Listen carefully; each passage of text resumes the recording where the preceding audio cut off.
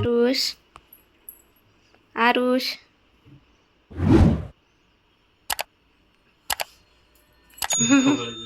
હા ચાલુ કર. હા બસ જો આ મમ્મીને લોકો લઈ આવ્યા બધી વસ્તુ. કાચની બરણી. તમે કેશો શું શું લઈ આવ્યા? કાચની બરણી, કુકર, પછી બ્લેન્ડર, કાથરોટ. હા કાથરો, વાટકા મોટા અને ઓલું મેસ કરવા માટે. હા પાઉંભાજી. પાઉંભાજી. પછી બીજું શું? બીજું હા બસ આટલું જ છે ને અત્યારે. કર ને આ કાથરોટ.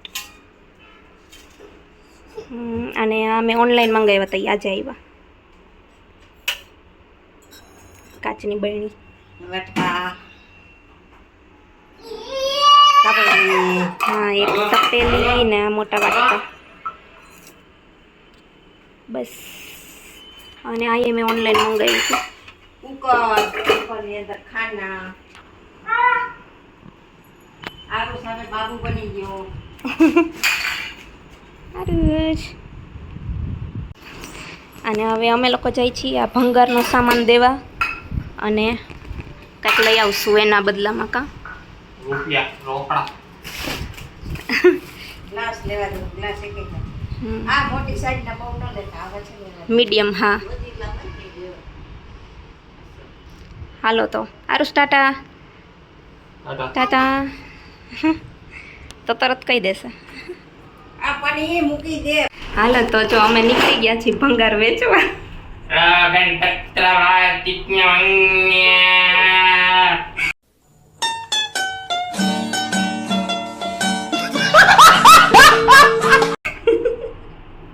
ભંગાર લેવા નહીં ને વેચવા. બધાય લેવા આવતા હોય, અમે જઈ છીએ વેચવા.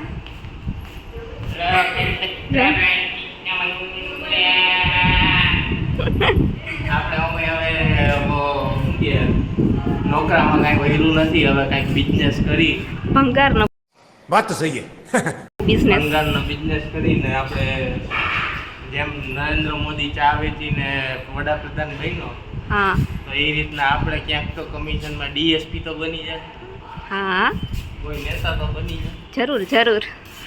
એ બધું ઠીક. હવે ગાડી ક્યાં ગાડી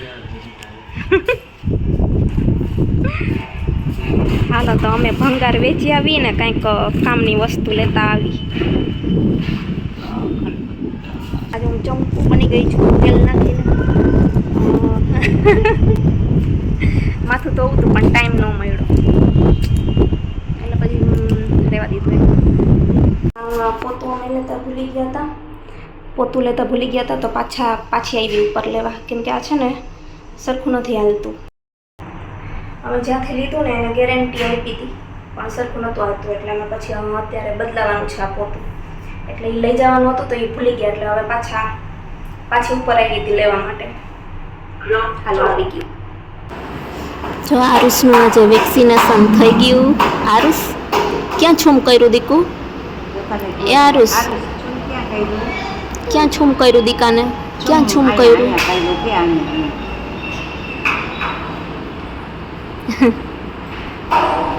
તો અમે લોકો અત્યારે આવ્યા છીએ એક હેલ્થ સેન્ટર છે ઘરની બાજુમાં. ત્યાં આરુષને વેક્સિન મુકાવવાની હતી તો મુકાવવા માટે આવ્યા. જો શું કરે.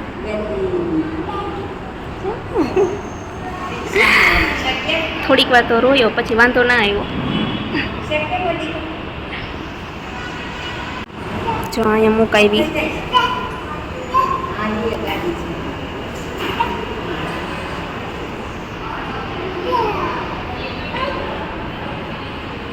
ત્યારે તો કાંઈ નથી જો એને થોડીક વારમાં સરખું થઈ ગયું. આરુષ એ આરુષ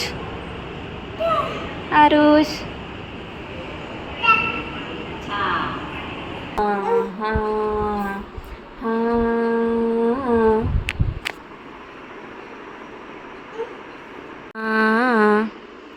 હા હા હા. ગાઈસ તો કાલે અમે આરુષને વેક્સિન મુકાવવા ગયા હતા, જેમ કે તમે વિડીયોમાં જોયું હતું. અમે ત્યાં હતા ત્યાં અમે વિડીયો થોડોક ઉતાર્યો હતો. તો એને ત્યાં તો કાંઈ પ્રોબ્લેમ નથી, ત્યાં મસ્ત અડધી કલાક બેસવાનું હોય ને મસ્ત રમતો હતો, કાંઈ પગમાં પ્રોબ્લેમ નથી. પછી અમે ઘરે આવી ગયા, ઘરે આવીને 1 કલાક સુધી એને કાંઈ વાંધો નહોતો, મસ્ત હાલતો હતો અને રમતો હતો. પછી એને તાવ ચડ્યો ને પછી પગમાં બહુ એને દુખાવો થતો હશે, તો એમને આમ સૂતો જ તો પગ હલાવે જ નહીં જરાય. તો અમે લોકો તો એટલા બી ગયા કે શું થયું હશે કે શું થશે એમ, એને આમ પગ જરાય હલાવતો જ નહોતો એમ. અને પાછું શું કહેવાય કે થોડાક દિવસ પહેલાં એક સુરતના એક ન્યૂઝ પણ જોયા હતા કે જેમાં એક છોકરીને વેક્સિન મુકાવી, પછી પોલિયોના ટીપા મુકાવ્યા, પછી એનું ચાલવાનું બંધ થઈ ગયું હતું, એવા એક ન્યૂઝ જોયા હતા. તો અમને બધાને તો બીક લાગી કે એને કંઈ થાય નહીં તો સારું એમ. તો પછી કંઈ વાંધો ન આવ્યો, કાલે તો આખો દિવસ એ ચાલ્યો જ નહીં ને સૂતો જ રહ્યો, બસ પગ હલાવે જ નહીં, જરાક અમે પગ અડીને તો એ રોવા માંડે એકદમ, એવું આમ થઈ ગયું હતું એને. પછી અમે લોકોને એમ વિચાર્યું હતું કે જો આજે એને સરખું ના થાય ને તો સવારમાં જ એને હોસ્પિટલ લઈ જશું એમ. પણ વાંધો ના આવ્યો, આજે સવારમાં એ ઉઠ્યો ને તો અમે થોડીક વાર એને બેસાડ્યો અને ચાલવાની પ્રેક્ટિસ કરાવી ને તો એ ચાલવા માંડ્યો, કંઈ વાંધો ના આવ્યો. બાકી તો કાલનો આખો દિવસ એટલો અમારો ટેન્શનવાળો ગયો છે કે શું કહું, સાવ મતલબ એવું જ હતું કે આને સરખું થશે કે નહીં એમ, અને તાવ ચડ ઉતર કરતો હતો ને બસ કાલનો દિવસ તો બાપા આમ માંડ કાઢ્યો, કાલની રાત અને બધું. આજે સવારે કંઈ વાંધો નથી, બધું બરાબર થઈ ગયું છે. આરુષને મસ્ત ચાલવા માંડ્યો છે અત્યારે, અને અત્યારે એને નીચે લઈને ગયા છે મમ્મી ને પપ્પા બે. તો બસ હવે તો આ બ્લોગમાં આટલું જ. તો જોતા રહેજો આવા જ બીજા બ્લોગ, જોતા રહેજો મારા જે આગળ આવશે એ, અને વિડીયોને લાઈક કરી દેજો, અને ચેનલ ઉપર નવા હોવ તો સબસ્ક્રાઈબ કરી દેજો. તો મળીએ બીજા નવા બ્લોગ સાથે, ત્યાં સુધી બધાને હર હર મહાદેવ.